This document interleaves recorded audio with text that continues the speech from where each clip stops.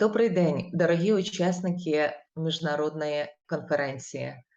Добрий день, міжнародна спільнота. Рада вас вітати і рада поділитися з вами своїми думками, відчувати нашу єдність, відчувати енергію взаємопідтримки, взаємодії і активності. Сьогодні у час війни, у час жахливих протиріч відбуваються процеси, які є дуже гострими і відображаються на кожному з нас, не тільки в Україні, а в кожній частині світу. І, звичайно, ці процеси, як загострена хвороба, будуть або розвиватися і принесуть шкоди, або все ж таки знайдуться соціальні, політичні, економічні рішення, які дозволять нам подолати ці негаразди, дозволять досягти миру. І це залежить дійсно від нашої з вами взаємодії. Ви знаєте, готуючись до цього виступу, я з уважністю читала Семюеля Ханнінгтона, і у своїй популярній книзі, яка на сьогодні набула, я думаю, набагато більшої популярності, «Зіткнення цивілізацій і перетворення світового порядку», зазначає, що цивілізація є проявом культури, і що об'єднує людей і забезпечує їм певний рівень самобутності. На його думку, цивілізація визначається як загальними об'єктивними елементами, такими як мова, історія, культура, освіта, громадські інститути, їх взаємодія, звичаї, а також і суб'єктивною самоідентифікацією людей, яка дозволяє нам, по-перше, бути активним у тому, щоб вступати в спільноти, створювати їх, а також особистість, людина, яка зсередини спільноти, яка являється часткою спільноти, може змінювати спільноту і може змінювати, не побоюся цього слова сказати, світ в більш такому глобальному масштабі. Але все ж таки саме у часи війни хотілося поговорити про роль спільнот, поговорити про те, чому ця ситуація сталася, тому що все ж таки ми живемо в певних осередках, живемо в певних ситуаціях, взаємодіємо з людьми. І на сьогоднішній день багато зв'язків не тільки розірвалося, а ситуація у взаємодії через війну стала критичною. І спираючись на того ж Семюеля Ханнінгтона, потрібно зрозуміти, що цивілізаційна ідентичність тут відіграє дуже важливу роль. І, власне, відбувається, коли є війна, певна боротьба цивілізацій. І ми дуже бачимо добре відмінності між людьми, між спільнотами, і ми починаємо розуміти саму ситуацію конфлікту і чому вона може виникнути. Ну і звичайно, що найбільше за своїми наслідками конфлікти відбуваються ось на межах саме культурних кордонів. І потрібно подивитися, що ж відбувалося в Україні, тому що це дуже цікавий процес, довоєнний процес. і не шукати однозначних відповідей. Направду, після Революції достоїнства в Україні відбувся такий перехід до самоорганізації, до того, щоб владу перенести на місця, для того, щоб інституції, для того, щоб громади, окремі заклади отримали автономію. Це не простий процес отримання автономії, фінансової автономії, освітньої, скажімо, інклюзивної і в багатьох інших аспектах. Тому що для пострадянських країн характерно такі внутрішні установки, шкідливі внутрішні установки, що наше майбуття, що наше сьогодення залежить від якоїсь сильної руки, від людини, яка може керувати нами правильно, вирішувати за нас. Цих стереотипів позбутися надзвичайно важко. І сказати, що цей процес йшов в Україні просто, ні, звичайно, ні. Іноді люди навіть говорили, що ой, так, з цією децентралізацією важко, тому що на місцях ми скочуємося до того, що хтось із керманичів, з тих, кого ми обираємо, депутатів, набирає такої феодальної моделі управління, у лапках феодальної, коли намагається знову ж таки створити систему, коли є хтось головний і є підлеглі, які мають все вирішувати. Але люди в Україні уже на довоєнний час мали інші цінності, вони отримали інше уявлення про світ і про себе. І тому цей рух уже був незворотній. І якраз коли ми говоримо про людину, яка є частиною спільноти, ми дуже важливо маємо бачити цю особистість, маємо бачити цю людину як унікальність. І те, як вона сприймає реальність, яке вона бачення має устрою світового, конкретно державного, або у своїй спільноті, таким чином реальність змінюється, вона транслює своє бачення в буквальному сенсі, і це впливає на те, які рішення приймаються, і на те, як відбуваються процеси перетворення. І найбільш високі мури, якщо ми можемо говорити, що розділяють людей, та переважаючі мотиви і причини конфліктів, от вони знаходяться у площині світобачення. І не тільки в площині світобачення, а й в площині тих цілей, які ставить окрема людина. І, власне, через неї відбувається постановка цілей і усієї громади, усієї спільноти.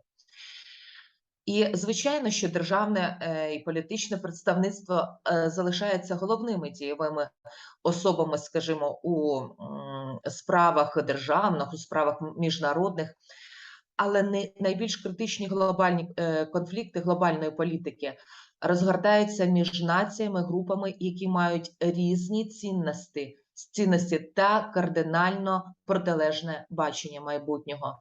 Мабуть, тому і розпочалася ця війна, тому що ці протилежності і ці гострі кути стали максимально вираженими і стали, скажімо, небезпечними для влади, яка носить характер авторитарний, яка носить, не побоюся за слово сказати, характер феодальний.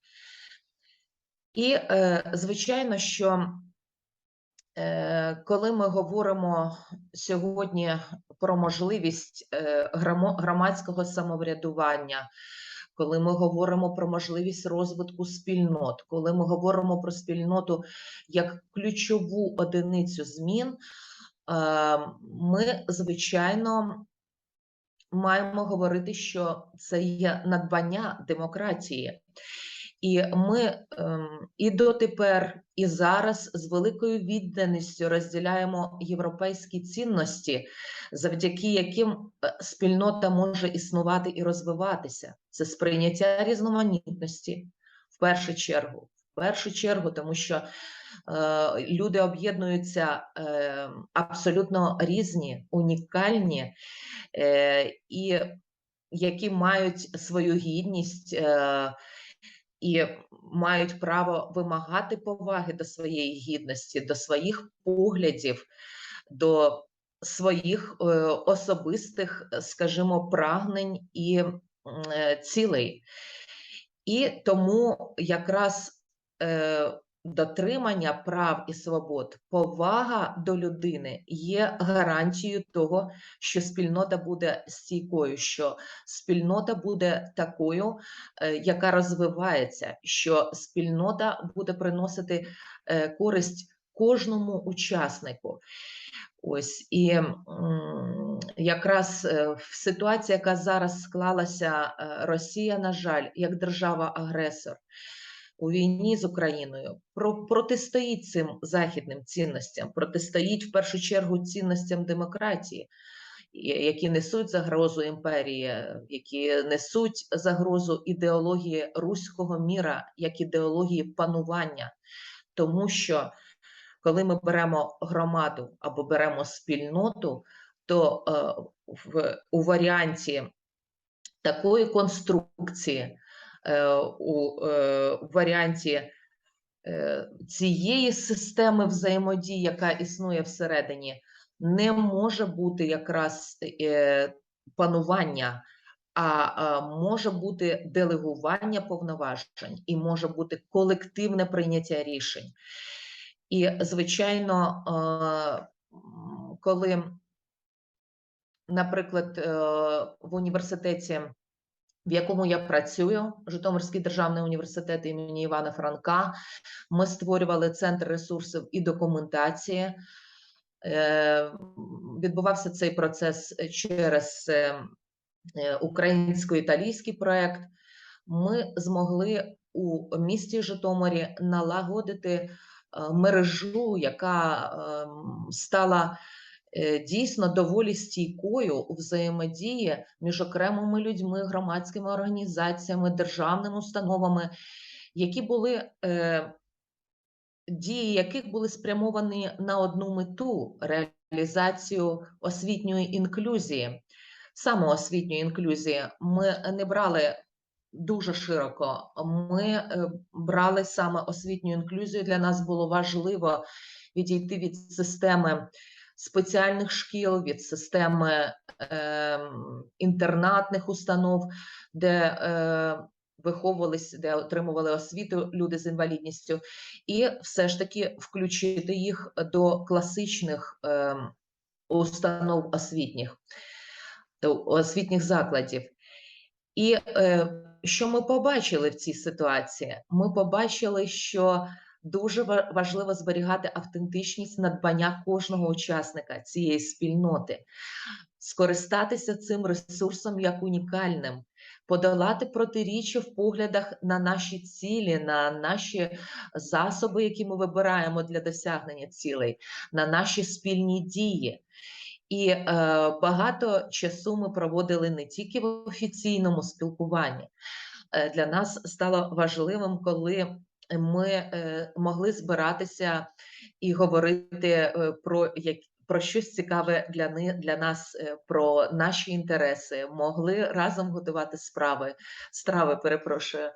і могли діяти спільно, реалізовувати якусь діяльність, яка, звичайно, зближує людей неймовірно.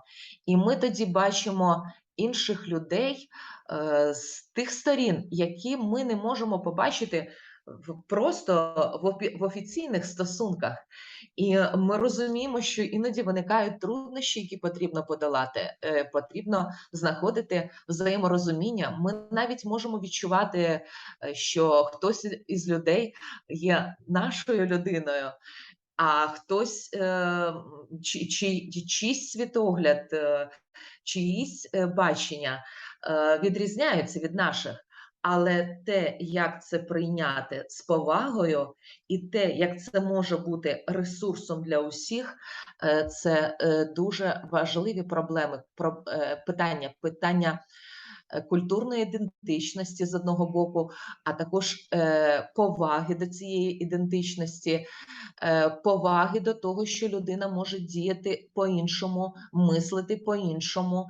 І навіть якщо її позиція кардинально відрізняється від нашої, потрібно у спільноті шукати ті конструктивні підходи, які допоможуть її включити у цей пазл і зробити його ще красивішим. Тому що, направду, немає нічого красивішого, ніж різноманітність.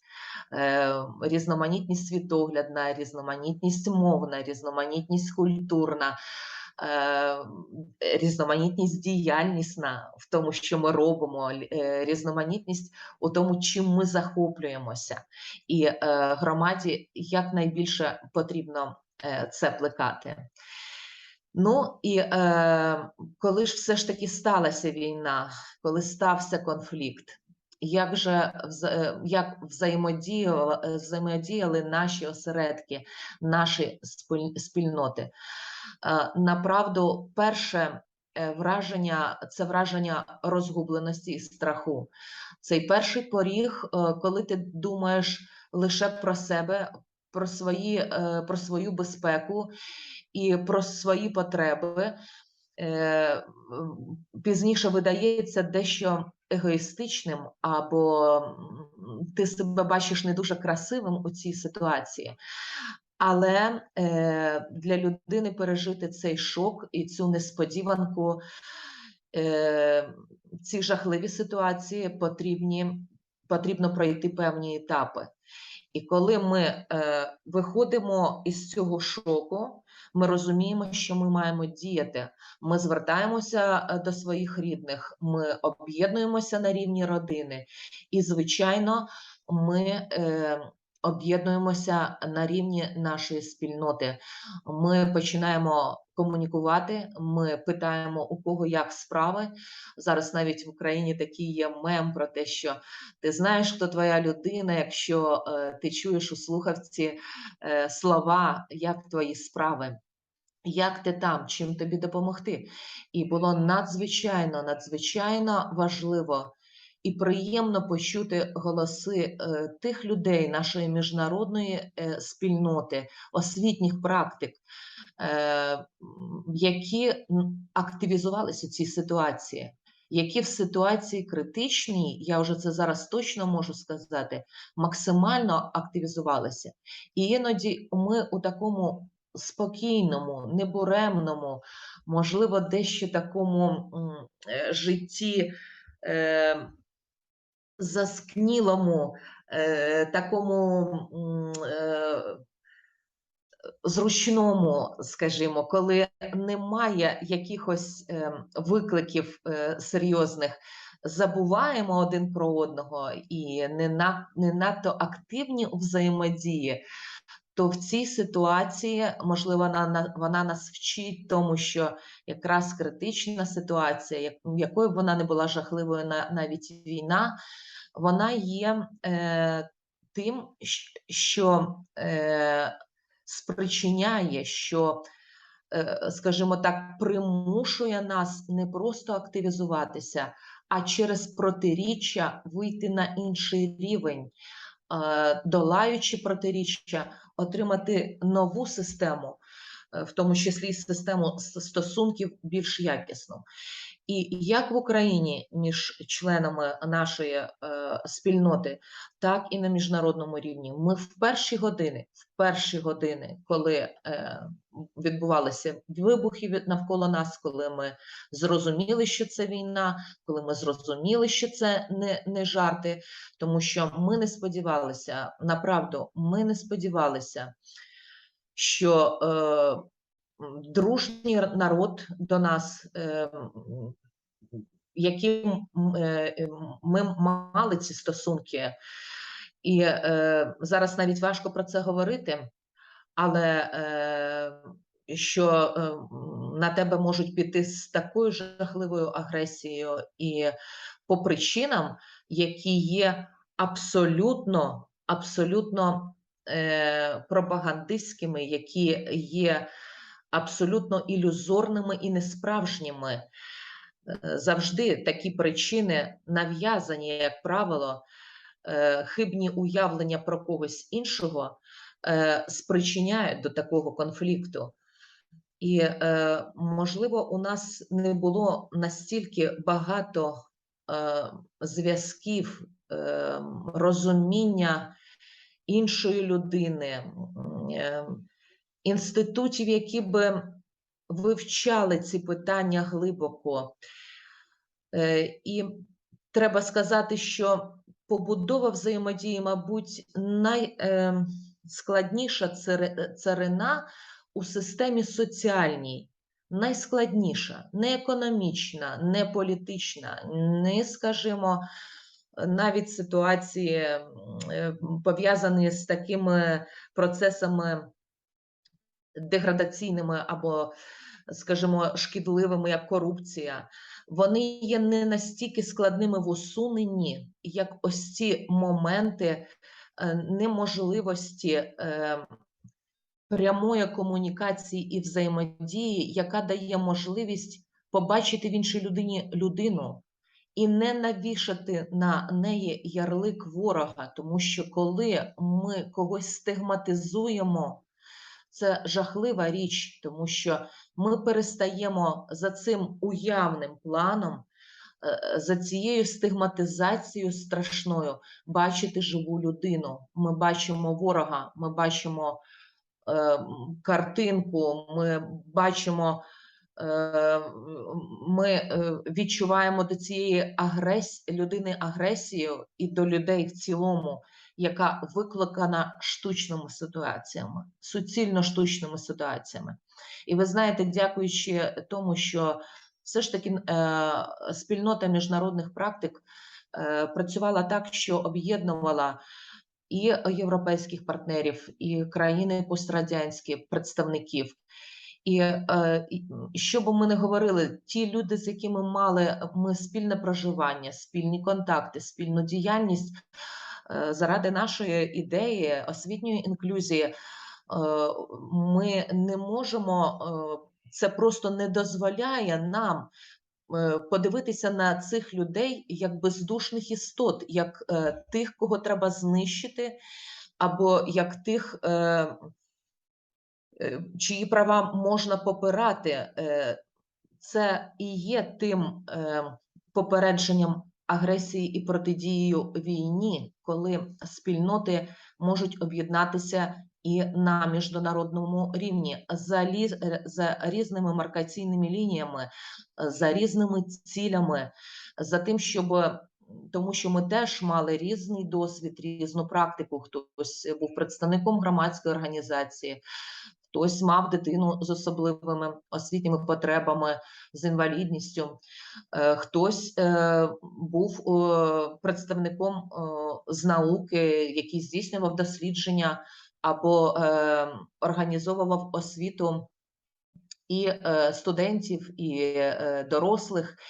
І, до речі, теж ця різноманітність і ця різноплановість і взаємодія ось таких різних людей, різних спільнот, але об'єднаних однією метою, також на сьогоднішній день дала можливість нам бути на цій конференції, зберегти наші зв'язки і все ж таки мати надію на те, щоб цей конфлікт був розв'язаний.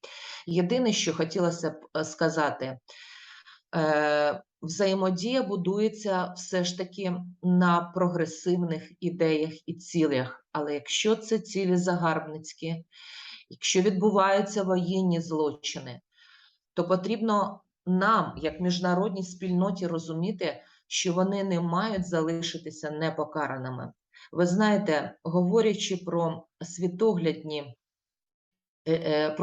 про різницю світоглядів, про зіткнення світоглядів, важливо ще розуміти підґрунтя, на якому це зіткнення відбувається. Ви знаєте, можливо, на мою суб'єктивну думку, це відбулося через те, що коли країни пострадянські набули своєї автономії, е, свого права на гідність, на те, щоб говорити своєю мовою, реалізовувати свою політику, економіку, вести своє господарство,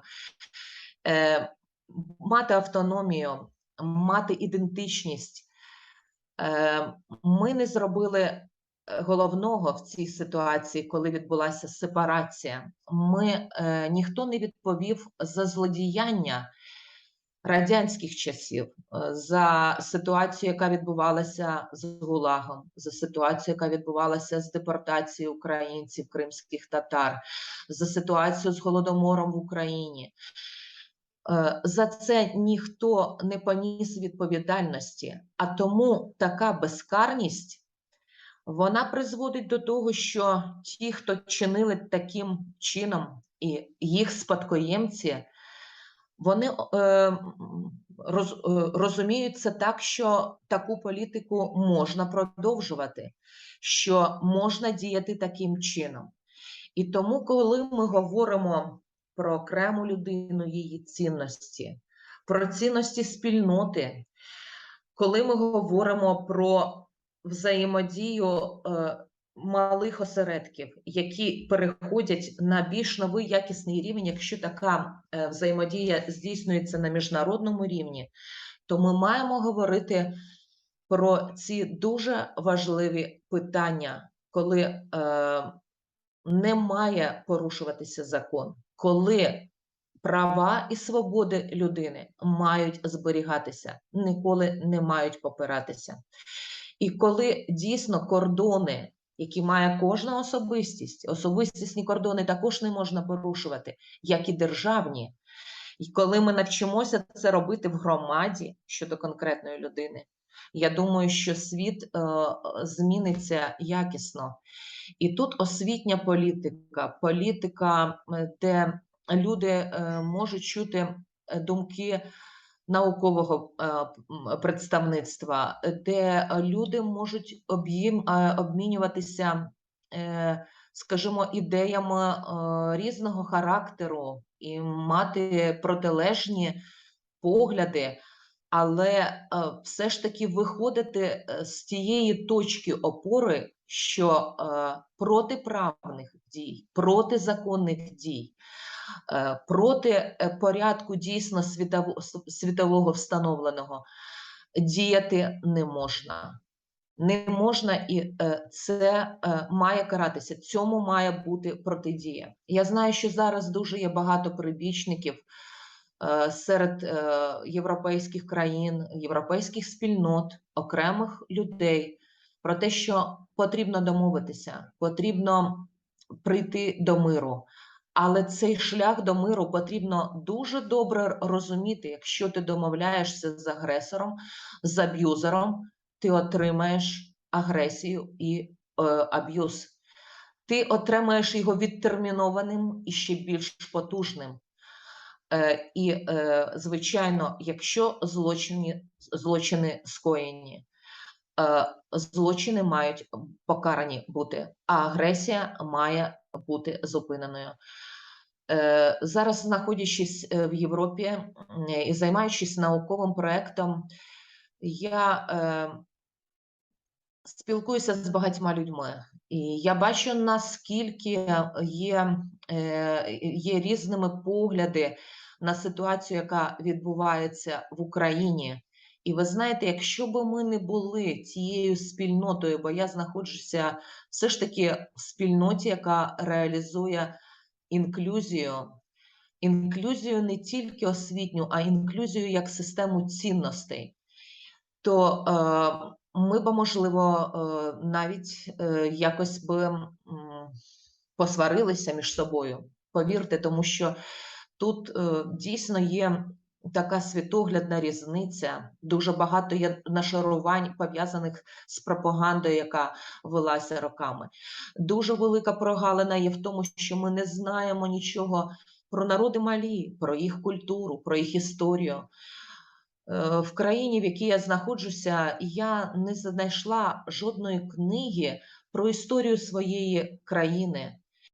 Я би так хотіла бачити Михайла Грушевського у перекладі і побачити цю книгу, чи хоча б бодай в перекладі, і побачити на полицях книгарень, або хоча б побачити цю книгу в електронному вигляді, для того, щоб ми могли пізнати один одного.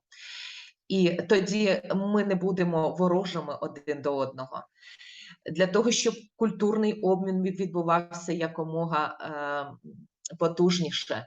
Для того, щоб ми змогли перебувати разом, для того, щоб ми не боялися того, коли до нас приїздять мігранти, і щоб ми не, щоб люди не сповідували цю фашистську ідею, що саме їх видатки, що мігранти впливають погано на економіку країни і таке інше. Тому зараз я, опинившись в ситуації вимушеної міграції, по суті, тому що моє дослідження, так, це частина моєї роботи, і цим я займалась і раніше в рамках співпраці, але я опинилася разом з українцями в одному човні, в човні, який зараз знаходиться далеко від України, і я відчула проблеми тих людей, які, скажімо, і готувалися до міграції, або таким чином, як багато зараз українців опинилися і потрапили неначе під льодовий душ у ситуаціях різних країн, у ситуаціях неприйняття, у ситуаціях, коли вони не мають автономії, у ситуаціях, коли на них дивляться шаблонно, у ситуаціях, коли не знають ні їхньої культури, ні їхнього багажу, ні їхнього величезного ресурсу, який би був на користь іншим в Європі і світі.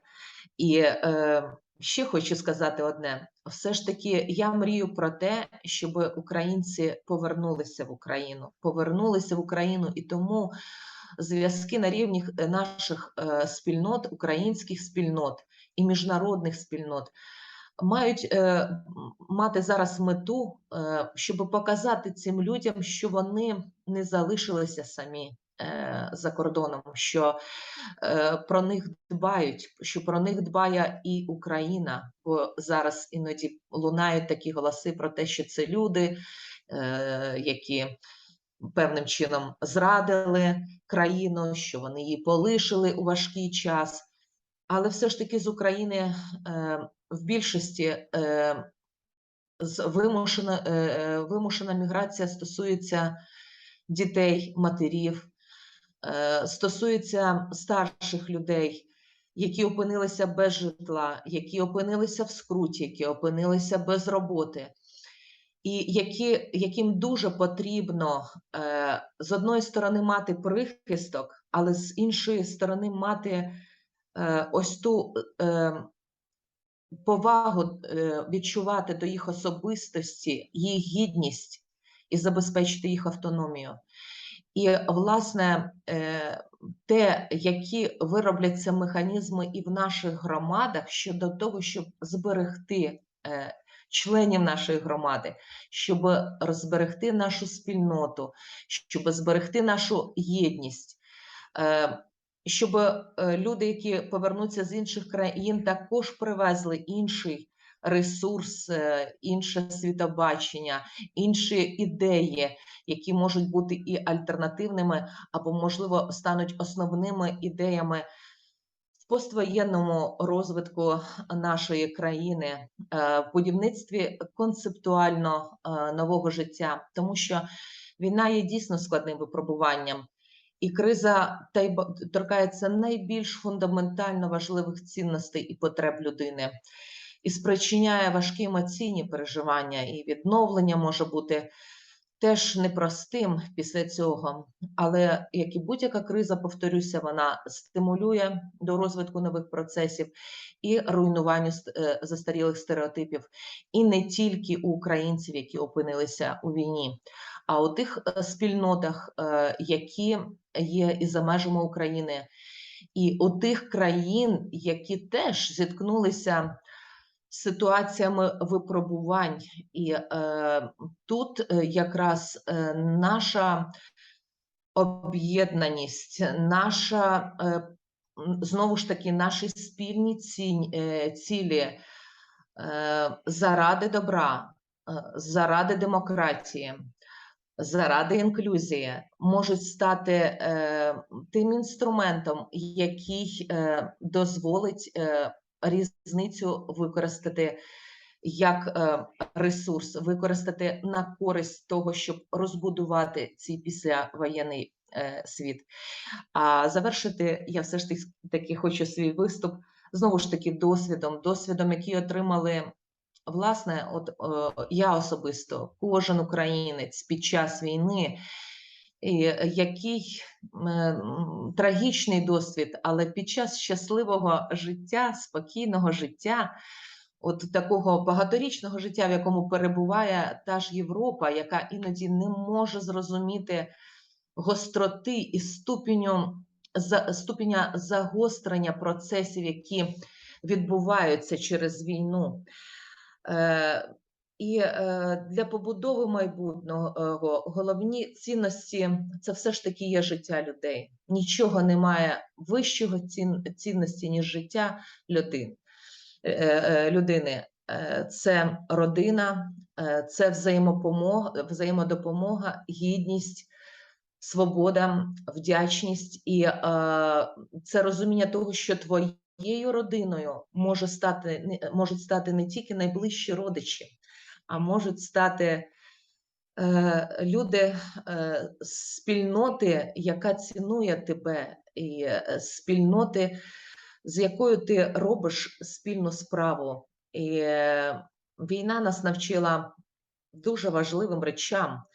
По-перше, не уподібнюватися агресією, не відповідати агресією на агресію, не застосовувати тортури, не принижувати людей, не плекати ненависть, не плекати ворожнечу, не застосовувати маніпулювання, бути чесними, навіть якщо ми робимо якісь помилки, не задіювати пропаганду і дезінформацію, і слідувати міжнародним нормам права. Це дуже важливо.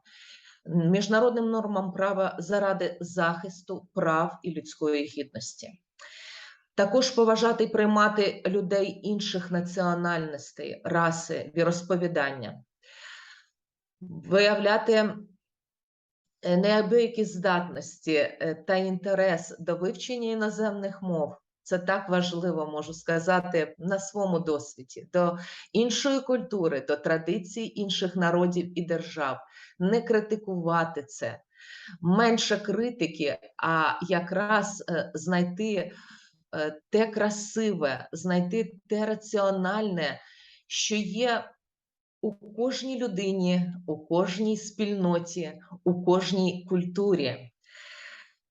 Це дійсно таки приймати, плекати різноманітність, підтримувати тих, хто опинився в складному становищі. Хочеться усім подякувати нашій спільноті інклюзивних практик, міжнародним спільнотам, які самоорганізувалися і які отримали допомогу від один одного, допомогу від європейських і світових партнерів і колег. Я, як українка, низько вклоняюся кожній людині, яка простягла нам руку допомоги. Але усвідомлювати, що наша родина, якою є і наша спільнота, І це найважливіші люди для нас. Це та перша опора, це ті перші дзвінки, це ті перші рухи, які ми зробили разом, щоб вижити, щоб все ж таки допомогти один одному і згуртуватися ще сильніше.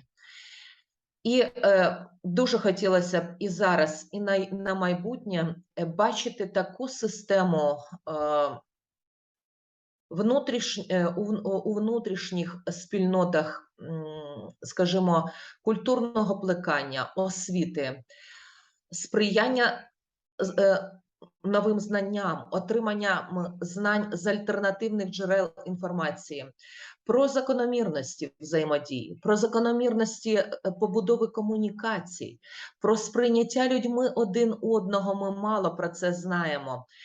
У процесі спілкування, у процесі ефективного, я би сказала, спілкування, застосовувати гнучкість у взаємодії, бути товариськими і сміливо комунікувати, навіть якщо ти не знаєш мови навколишніх оточуючих, бо направду це спрацьовує, це теж такі з власного досвіду.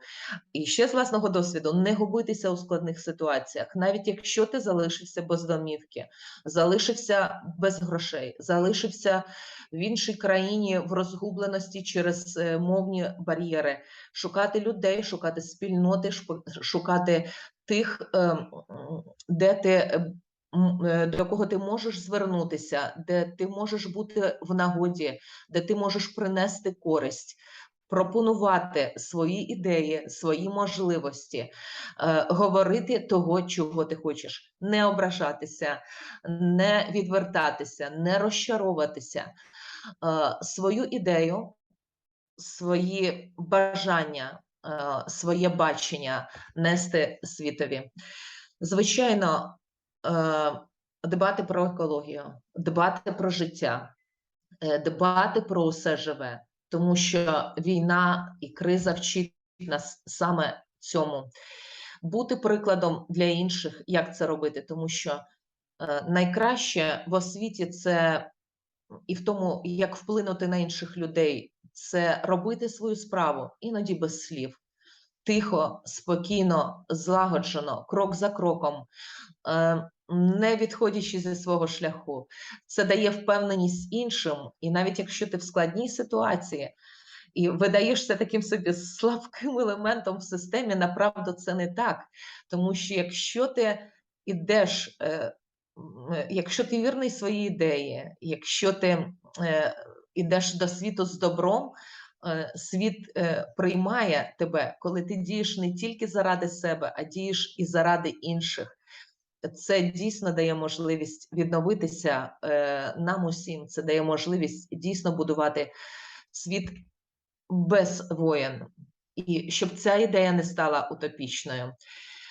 І тому я, завершуючи свою промову, хочу сказати, що я вдячна окремим людям, спільнотам, політикам, державам, які допомагають зберегти особисті кордони кожної людини і її гідність, зберегти нашу державність, державність України, як і державність багатьох інших країн, життя людей зберегти майбутнє наших дітей.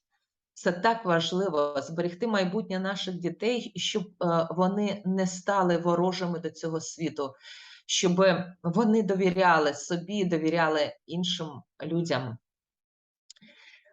Слава Україні! Слава кожному, хто має велике добре серце, хто шукає можливості комунікації, хто перетворює цей світ на кращий. І спасибі кожному, хто дає майбутнє іншим людям в різних ситуаціях, не тільки в ситуаціях війни. Дякую всім, дорогі друзі. Гуртуймося, тримаймося разом.